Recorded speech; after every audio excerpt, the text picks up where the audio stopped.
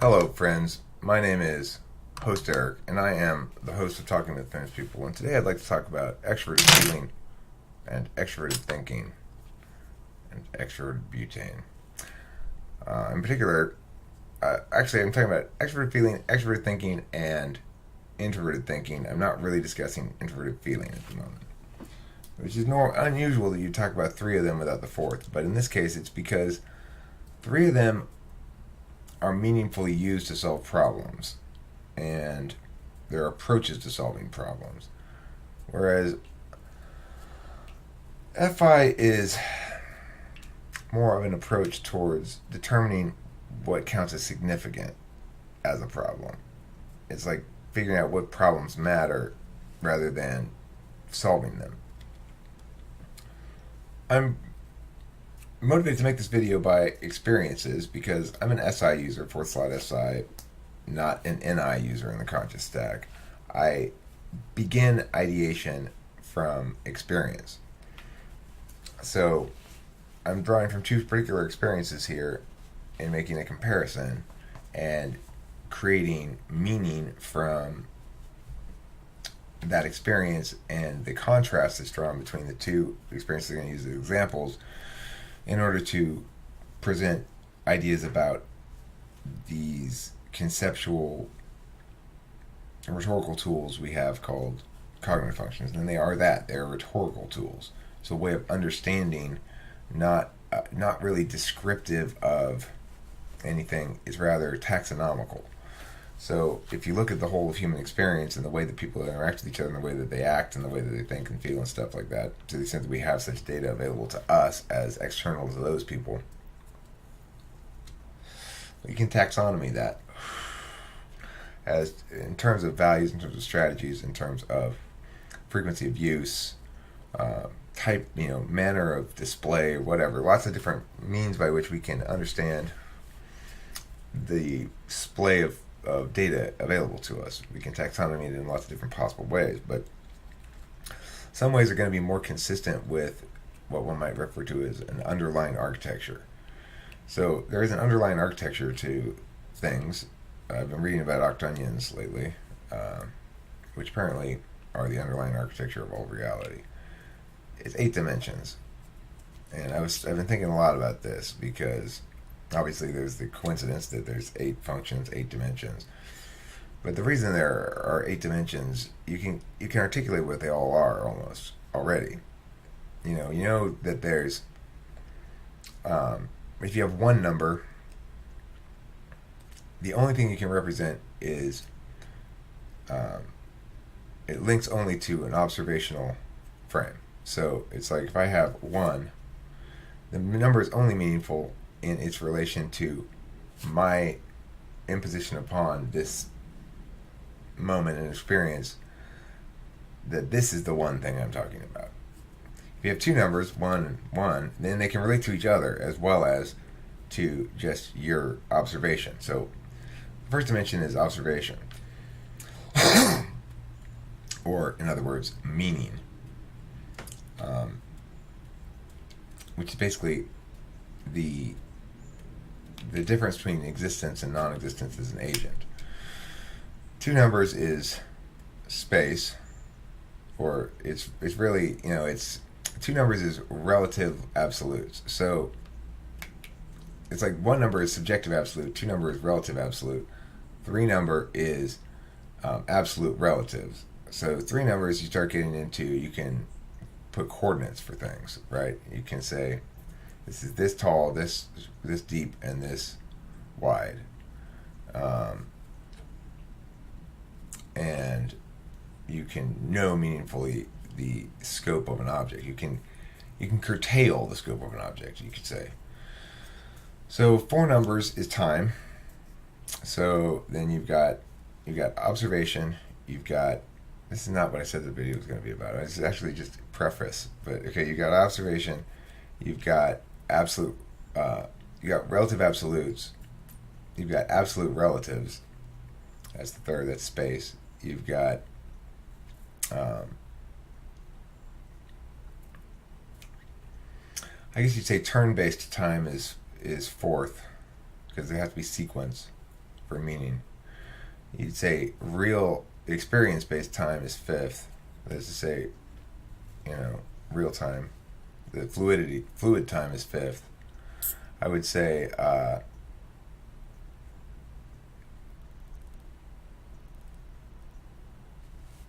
6, 7, and 8. Well, you're looking at conditionality as one of them, and I would say 7 and 8.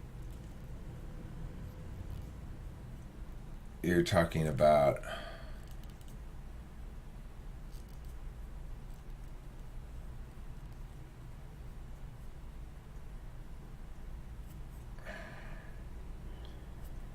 I don't know. I'm not done thinking about it.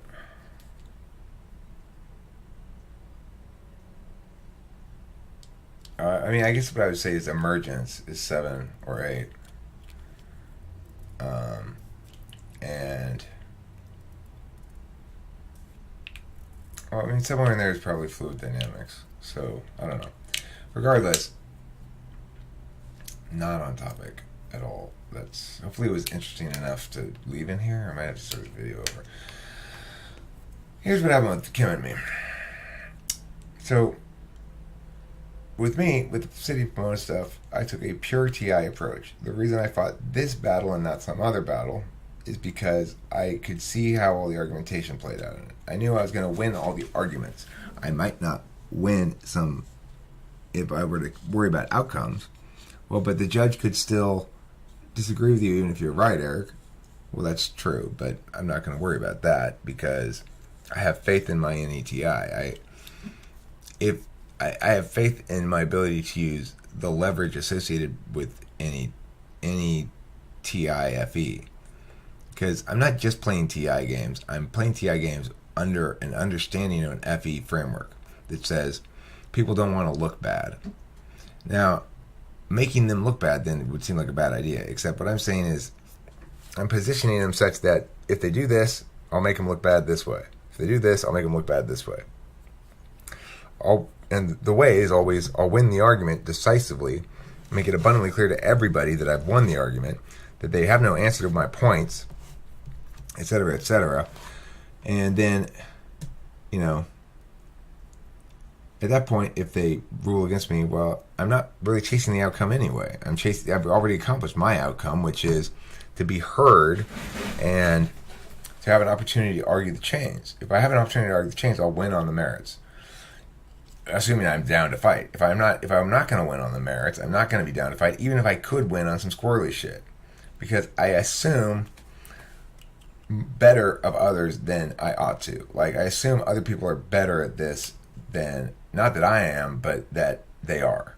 They're not, in reality, I could probably get a squirrely ass fucking bullshit argument past everybody for a long time if I tried to. But I won't even fight those fights because my worst nightmare is to finally come across the one person who knows what he's doing and go, "Oh, you've been trying to pull this shit? Hell no. I'm the guy who does that.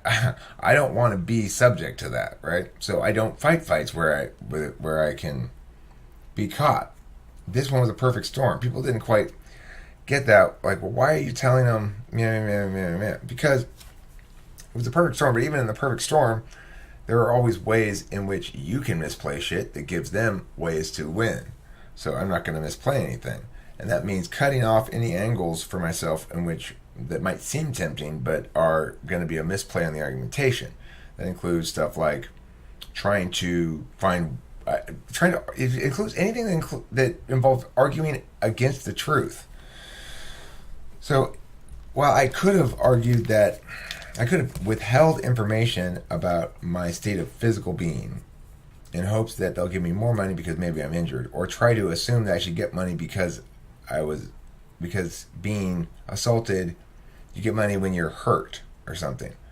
But my point is, if I operated on those assumptions, I would have nixed this plan right away because I wasn't actually hurt. And it would be wrong to operate under those assumptions, and there's more important things at play here anyway.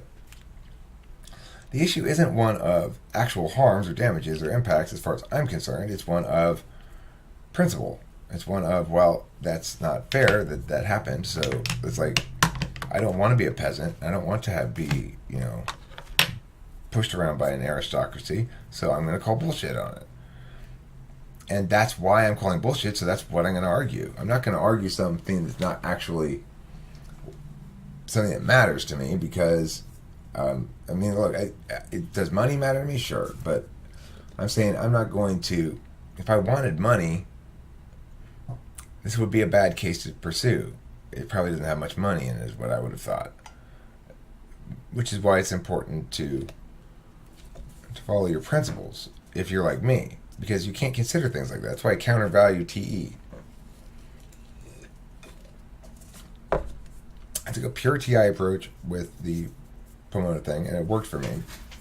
It doesn't mean it didn't have FE considerations involved, but it's not operating in detail on those FE considerations. It's just saying, okay, let's assume and not mess with some basic facts. Like, people don't like to look bad. And people in the commission of their jobs as an official of some sort, if that job is being performed in public where it's transparent, and there's some sort of record of it, and they know I'm going to put it on a YouTube channel, then they really don't want to have the shit schooled out of them argumentationally, especially if it's their job supposedly to be the expert on that kind of a thing, like they're a lawyer or a judge or something like that. So I just leave that there and rely on that basic rule of thumb. It's not determinate, I know that. Some people will be willing to look bad in order to get the outcome they want, and the natural consequence of that is I make them look even worse for being that way. And if they don't care, well, that's fine. I care, and I'm satisfied with that. I don't need to. My success criterion is to win all the arguments in a place or in a way that it's public, that others can see, because I base a lot of things on the basic FE presumption that if you're right, then you'll win the arguments. And if people ignore the fact that you're right and win the argument and do what they're going to do anyway, then other people aren't going to like that, and they don't look good and whatever else, So that doesn't mean that there aren't circumstances in which I do prioritize outcomes. For example, when I got arrested in Oklahoma, I did not argue with those cops at all. I did not try to make a big fuss about anything. I didn't try to win the point about being right. I just tried to get the fuck out of there as quickly as possible. And I schmoozed, I kissed ass, or whatever. And once I'm out of the state, then I start taunting them from afar when I was safe, But,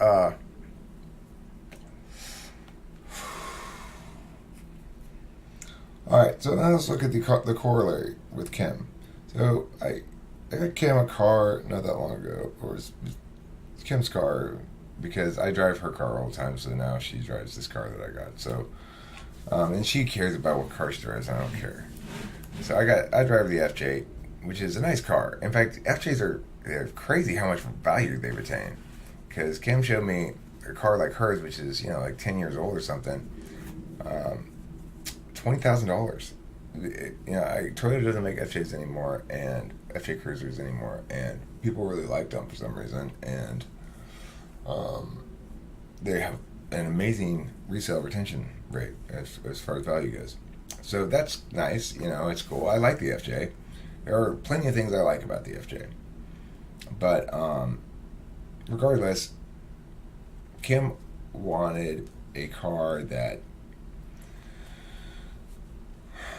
did the FE work she wanted to have done. So when we went car shopping, we had our budget, and the one that we ended up getting was one that met all of her FE criteria, but as a consequence, we couldn't really afford things like extra warranty and shit like that. So I'm like, yeah, I understand we're buying this as is, but it's going to make Kimmy happier than the one with the dents in the door that we could get the extra stuff with, but she doesn't want that one because it's got a little ding in the door. Fine. It's like, it doesn't matter that I don't really prioritize that shit. I understand that she does and respect that she does. So we went with what she wanted. And,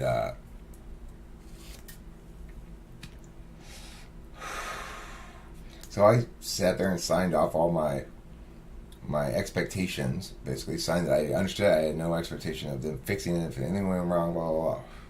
So when the car broke down, almost 1 month exactly after we bought it, I was just like, well, Kim, we don't have any legs to stand on. I'm very aware of what we did there, and I knew what chance I was taking, and I chose to take it, and I signed my name on the thing. But from her perspective, this is FE unacceptable for a dealership to give us the car in the condition that they gave it in. It was just, one thing that's true is, when we, on the drive away from the dealership home, the oil light went on. And I was like, are you serious? They gave me the car with low oil? That was a little bit, like, fucked up. But whatever, I just added a quart of oil. And so Kim got on the phone with them, though, after I had said, basically, I can't do anything about this, Kim. We're not in the right. I can't ask them to, I can't reasonably expect them to do anything. And she disagreed. She's like, well, no, this is why one buys a car at a dealership, and meh, meh, meh, meh. It's like, okay, well, fine. You call him then. Because, of course, because she's an FE user, and it's important to remember that FE and TE, the simplest way and the most accurate way to describe them is this. If you're FE, when there's a problem that you need to have addressed, you look to others to address it, one way or the other. When you're TE, when there's a problem that you need to address, you look to yourself to address it. It's that simple. It's as simple as that.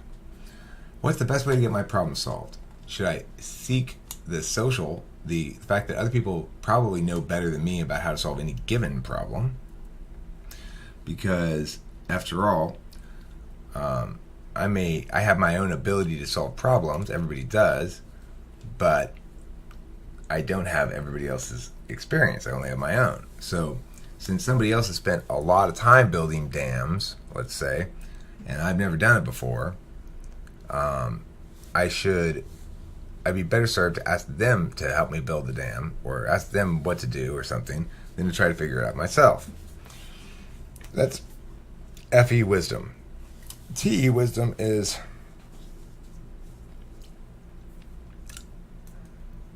if you want something done the way you want it done, precisely as you want it, then you got to do it yourself. You do, because otherwise you're not going to get it done right. If you want a job done right, you have to do it yourself. Is it TEFI notion? Because FI is the only thing that knows exactly what it is you want. And only you can know that in full. So if you're driven to solve problems by what you want, then you will naturally approach problems by trying to solve them yourself. If you're driven to solve problems by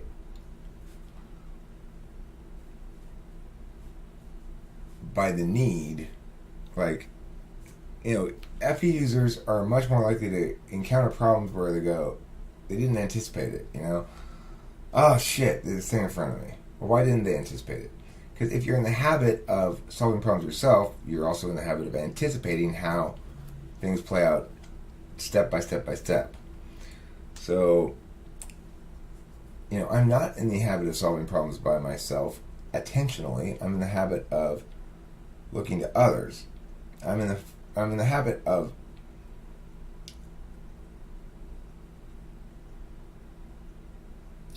drawing conclusions by myself.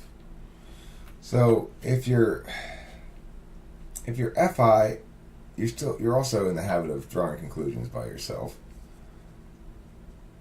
If you're FE, you're in the habit of drawing conclusions based on other people's opinions. Because naturally, if you're FE, you're going to need to understand what other people's motivations are. After all, if you're habitually, especially if it's your tool function, like with Kimberly, if your default thing is to always turn to another when you have a problem, even when you're 47 years old, almost, she's almost 47, and has spent her whole life coming to understand that people don't necessarily like to be assigned tasks all the time, right? Or have you come to them with needs and help me and all the time? So they have FE requires them as a tool function to both become effective at that and to provide equivalent value in order to become effective at that, which means having good FE as well as it means you got to have the whip and the carrot, stick in the carrot with FE. So she called the dealership and they were all beside themselves trying to give us free shit. It's like, you guys didn't do anything wrong. I mean, we agreed to all this. That's TI saying, well, I'm going to use my conclusions, and then I'll use presumably I'm supposed to be using my FE in conjunction with my TI. Well, here are why my conclusions are justified, and therefore you ought to feel a certain amount of obligation to adhere to what I'm saying. The reason being, you'll look bad if in front of other people I explain very clearly and thoroughly why your position is wrong, and I use your own words against you, and I say, because you said this and you said this and you said this, then you either are going to follow through with what I'm going for here, or you're going to lose credibility and lose general points. Nobody wants to be just sort of thought lesser of all of a sudden by a bunch of people. So if you see us like Charlie Sheen, that Tiger's Blood winning guy, is that who it is? It's Charlie Sheen, right? He took a big hit. Everybody went from thinking he was whatever to thinking he was a nut job, and he hasn't been that nutty since, because he learned something there and he took a hit that he's never going to recover from. People don't want to take those kind of hits, because normally if you're going through life, ideally you experience a setback of some sort. It doesn't affect your overall bearing or posture or position with everybody. It just affects your position with that one person or that one circumstance. However, once something like that's been made public, then it starts to impact you ontologically rather than just experientially. And at that point, people don't want that to happen. They don't want to lose what they already have based on losing one battle. So, as a consequence, I use the threat. I threaten FE harms implicitly without having to even to state it, because it's the engine by which TI works. TI only works because other people care about whether or not they're perceived as legitimate in the eyes of others. So, the intersection of things, TE and FE and TI, is exemplified by what happened last night. When we got home and the FJ was like at the end of the driveway, so you couldn't put another car in there. There's plenty of room in front of the FJ. I said, Kim, pull over. She wanted to drive on the back from Norm's. Although, because it's a stick shift, she wanted to show me how much better she's gotten at it. And because of that, she was driving, which she almost never does. I'm almost always driving. I said, Kim, just park on the street. Please let me deal with the cars. She didn't like that. She wanted me to get out and pull the FJ forward, so she pulled the Mini in. And I was like, Kim, just pull over and let me deal with the cars, please. And she didn't like it, so I got out and I moved the FJ forward. And I wasn't even sure why I wanted her to just pull over and let me deal with the cars, because I realized it sometime thereafter when why is it that I don't like her? I just sort of yeah. Well, so I got out and pulled the FJ forward. I should put the Mini in, but when the FJ's deep into the driveway like this, then I can't walk past it in between it and the trash cans. It's like, it's a pain in the ass, which is why I want the Mini pulled up. And also because then the Mini's not underneath the tree getting dropped with all the leaves and shit on it. TE reasons, I want the Mini in front and I want the FJ behind it. And so, but last night it went Kim's way because we pulled the cars in that way. Well, what I was realizing when I was driving back to home this morning after getting cigarettes was, next time that happens, just go along with it. If it ever does happen again, almost always I'm driving, so usually won't. But if it ever does happen, hi, Barek, I'll be with you in a moment. I'm just finishing this video real quick.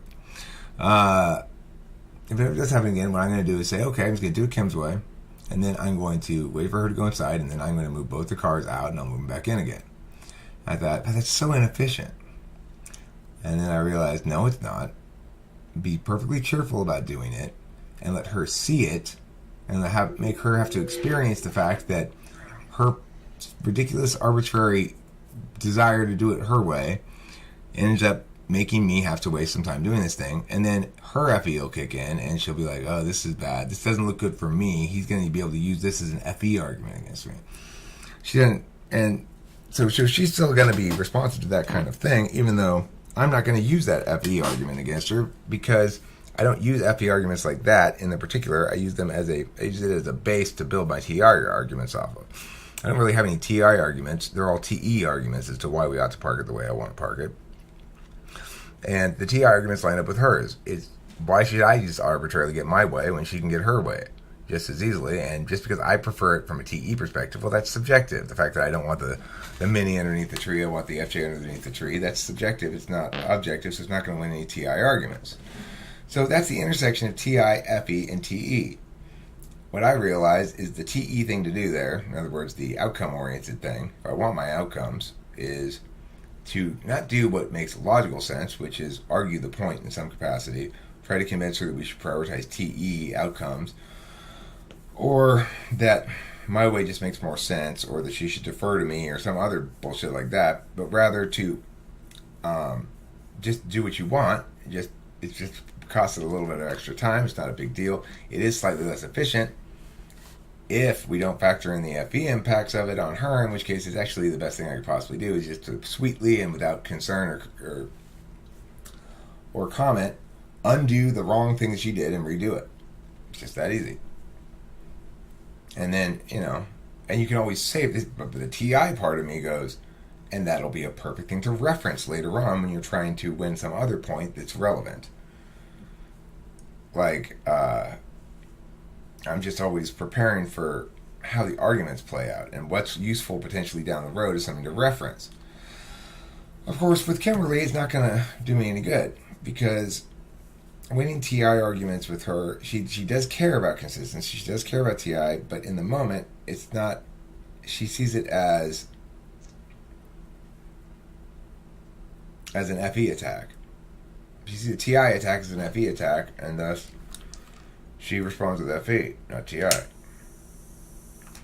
TI attacks aren't even attacks necessarily. Like, I could very easily be honestly saying, okay, let's be honest and dialectic and parse this thing down, and whose fault is actually each thing, and let's not be attached to each of our respective positions, but just try to be fair and parse it out. Well, she'll see that as a veiled way for me to sneak in and get my attacks in and win and try to dominate her or something. So she'll just fight me all the time. So I just gotta, I gotta be TE, FI, and FE about shit when dealing with Kim, which is fine. Because after all, we have complementary skill sets. She can call the dealership, I can call the city. And it's good to have both skill sets. And the weird thing is, Kim and I've come to understand, are both extremists in our respective tool functions. So, most ENTPs are better at FE than me. It's been a hard thing to accept. I always thought I had pretty good FE, but I had to accept that I don't. I rely heavily on being TI right to accomplish things. And the fact that I can, if you're wrong and trying to get your way anyway, you stand no chance against me. Zero of winning the arguments. The only chances you have are run away from me and hide, or shit like that. Okay, Barek, ISTJ. So it's one of the negatives, I guess, of having very effectively used my tool function effectively enough to get what I need out of something, then I'm not going to be as deft with the FE. I'm learning bits and pieces here and there. Sometimes now when I go into things, I think to myself, Eric, good FE. This is a good FE situation. Let's not be TI here. And that'll help. If I do a little pre-gaming anytime before I go into a situation, it helps. If I don't do pre-gaming, it can be, things can go weird. But what I mean by pre-gaming is, like, if I'm going to a party or going to a meeting or going to a whatever, before I go into there, sit and go, okay, Eric, remember, you're here to get along with everybody. You're not here to tell them that they're wrong. And you want to remember to pay attention to the things that are interesting to them and ask them questions about it. It's a good thing, it's a good strategy, Eric, to use that one. And if I just do that and then I go inside, then I may forget in 5 seconds what I just went over in the car officially, but I've shifted my implicit frame a little bit. And that sticks. And so it changes my behavior overall. It's a good thing to do for an ENTP. If you are an ENTP like me, I suggest pre-gaming anytime you go into a group setting, because we're very seat of the pants, and that can serve us really well as long as we keep in mind the frame of a given event. Then we're fine. But if we don't have a clear frame going in, then we just deal with things by our default, which is grab shit that's wrong and go, yeah, this thing is fucked up. Yeah. Why don't you have any cheese at this party? It's like, because it's my party and I chose to. Oh yeah, sorry, I forgot. Wrong frame. My bad. Wrong frame. So that's my little story about TE, TI, and FE. Because I actually do want the cards the way I want them, I should just undo what you did and do it right. If I care a lot about the fairness of the thing or the efficiency of the thing, why should we have to let you do it your way just so you can get your way, when we both know that I'm going to have to redo it because it's wrong? And I've explained to you why it's wrong, and you haven't answered any of those points as to why we should prefer it the other way around. You're the one who doesn't like it when there are leaves on your car and stuff, and she'll go like, oh yeah. So the point is, I could try to do it on a TI level. Well, you're the one who said that's TI. T is like, that's inefficient because it blocks the path, and basically I don't like the fact that I keep bumping into the trash can. That's TE. Whereas TI is about what you said, really. It's always about what you said. It's not about what I think at all.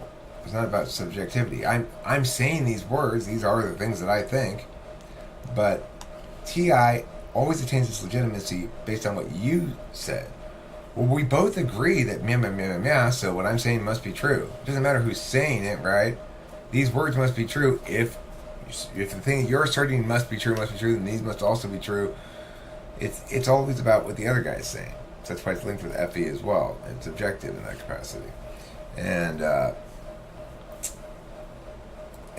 that's not going to work to resolve the driveway situation. TI doesn't work to resolve that because it's like, well, you said you didn't want leaves on it, and you should just be like, well, but it's get leaves no matter where it is. Okay, but and it's like I shake my head because I don't want to get into this fucking stupid argument where you're defending your wrongness with increasingly stupid justifications, and you're getting further and further away from any semblance of legitimacy. I don't want to have those fights where we're fighting down within a node. I want to fight up. So what it means to fight down within a node in general is like,